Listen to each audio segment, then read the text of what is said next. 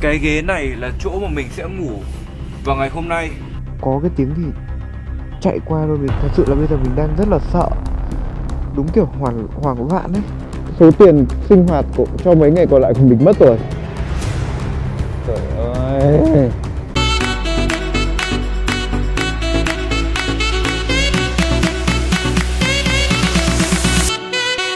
Các bạn ạ, bây giờ chúng ta đang phải đối mặt với vấn đề nó rất là nghiêm trọng.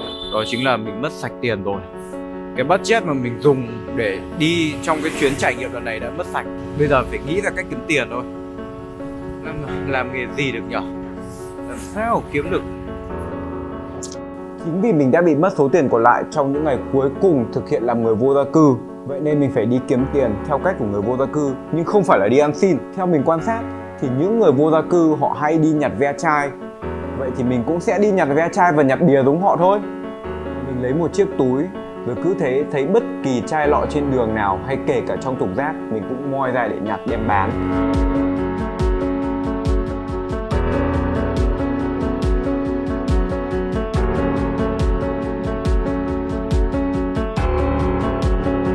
Cứ dần dần túi nó cứ đầy dần lên. Sau vài tiếng đồng hồ mình đã nhặt được một túi to đầy ve chai và mình rất háo hức đem đi bán. Thằng này chắc là cũng được nhiều ve chai phết rồi đấy. Bây giờ mình nghĩ là sẽ thử đem bán xem vào này là được bao nhiêu tiền nhé. Hy vọng là được nhiều. Mình không tự tin lắm.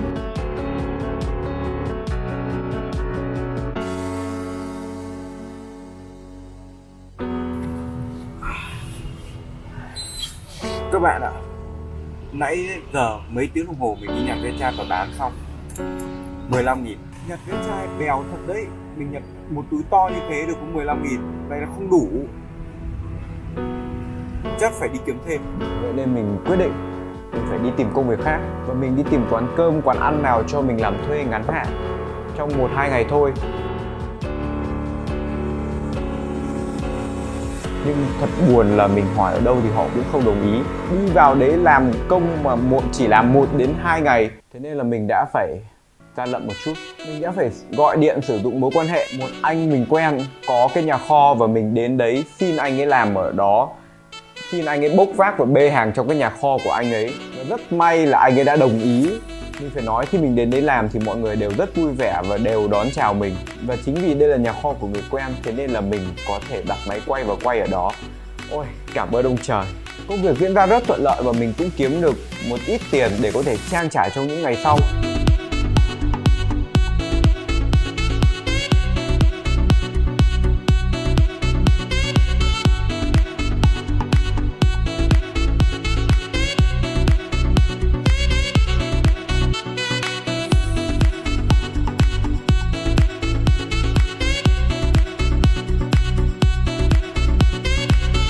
Thôi thì mình cảm ơn và chào mọi người rồi ra về. Và thế là mình đã có thể có tiền tiếp tục cuộc hành trình cho những ngày tới. Đây là số tiền mình đã kiếm được từ lần lao động vừa rồi, 60k. Cuối cùng thì cũng có đủ tiền để mà mình có thể trang trải cho những ngày tới rồi. May quá. Trong những ngày tới, ngoài việc ăn bờ ngủ bụi như là mình đã nói hôm trước, thì thật sự là đến bây giờ đầu mình nó rất là ngứa rồi. Thứ nhất là mình đâu có được tắm, và nó còn mọc nấm ở đấy nữa, và mình không biết là còn bao nhiêu nấm ở trên cơ thể mình lúc này. Thành thật mà nói với các bạn thì đã 5 ngày rồi mình chưa tắm. Các bạn có thể nhìn thấy. Ôi giời ơi, bây giờ nói thật là đây là các bạn không ngửi thấy thôi nhá, chứ các bạn nhìn này, tóc bết này, gầu này. Chưa kể là ở bên dưới này, ở bên dưới này mình còn không biết là phải miêu tả cái mùi của nó như thế nào. Các bạn thấy cái thùng rác này chứ? Đó, bây giờ ấy, cái dùi cui điện của mình ấy, giờ nó còn thối hơn, nó khắm cực, nó còn thối khắm hơn cả cái thùng rác này cơ. Ngứa vãi.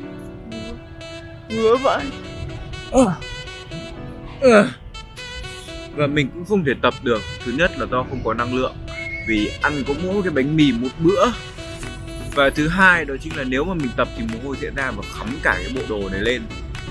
Ôi trời ơi, chán quá, không muốn gì quá. Nhưng mà dần dần đầu bẩn sau vài ngày thì nó cũng thành quen. Bẩn quá rồi mà thì nó cũng thành quen thôi. Mình không còn cảm thấy ngứa nữa, nhưng mà đầu mình đã có nấm. Các bạn nhìn thấy gì không? Đầu mình bị nấm. Thực sự thì mấy ngày vừa rồi ấy nó ngứa, nhưng mà dần dần mình quen.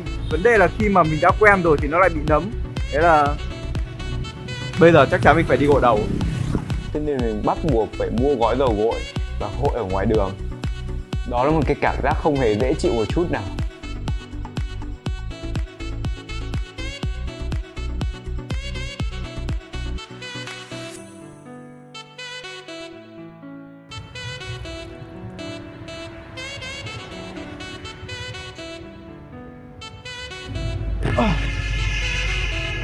Uầy, cái cảm giác mà sau 5 ngày mới được gội đầu ấy, mình không biết phải diễn tả như thế nào, nhưng mà nó đúng như kiểu thiên đường luôn. Bây giờ mà mình không biết là nếu mà mình còn chịu mấy hôm nữa thì chắc là cả đầu mình nấm mất. Về quá. Và mình muốn chia sẻ một chút về lúc mà mình lên con phố nơi những người vô gia cư đang tụ tập. Và mình biết là mình vẫn còn may mắn hơn rất nhiều người khác. Đó là mình không phải lo lắng về tương lai và mình vẫn còn có cái để ăn. Như các bạn có thể nhìn thấy đằng kia, ngay đằng sau mình thôi, là một chú vô gia cư. Chú ấy còn đang nằm vấp ở trên vỉa hè. Mình có cái này ăn là tốt lắm rồi. Phải nói thật là người vô gia cư ấy, họ có rất nhiều người, họ thật sự không phải là những người mà có sự nghiệp bết bát hay là gì đâu. Trong số họ có rất nhiều người trước đây đã một hoàn cảnh rất là tốt. Có người đã từng là giáo viên, và có người đã từng là nghệ sĩ, có người đã từng là thợ cơ khí, và có người cũng đã từng có một gia đình hạnh phúc. Mình lên và mình tìm hiểu những câu chuyện của họ, và mình thật bất ngờ là cuộc đời có thể thay đổi bất cứ lúc nào. Chỉ cần bạn chệch hướng một chút, bạn sai lầm thôi. Và cứ thế, nếu bạn để bản thân bạn trượt dài trên sai lầm đó thì bạn cũng sẽ mất hết mọi thứ luôn. Ai xót thương tôi thân tàn ra lằn, đi trong đêm mưa biết về nơi đâu. Con chim nói mà còn khóc hoài chi đâu, em lang thang tìm ngủ mãi yêu. Cái đắng bao năm rồi, mong các bạn được hảo tâm thương tôi. Được chưa? Được, hay lắm ạ. Và các bạn ạ, thực sự bây giờ mình đang rất là buồn ngủ và mệt mỏi. Bởi vì đêm thì không thể ngủ được, nên là phần lớn thời gian trong ngày mình dành để ngủ và nghỉ ngơi. Phần lớn ấy. Và thực sự thì ở đâu cũng có người giống như mình mà thôi.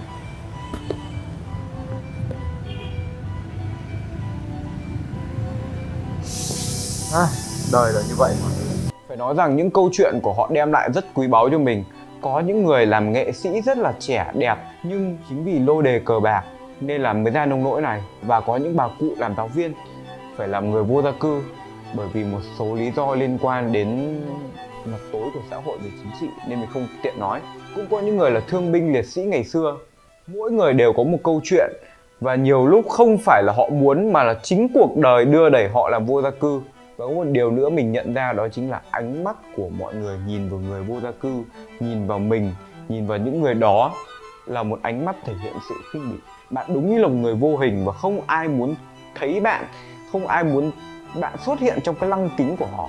Mọi người cứ thế phớt lờ bạn. Và thật sự là mình cảm thấy rất thương xót cho những bà cụ, cho những người có hoàn cảnh như vậy.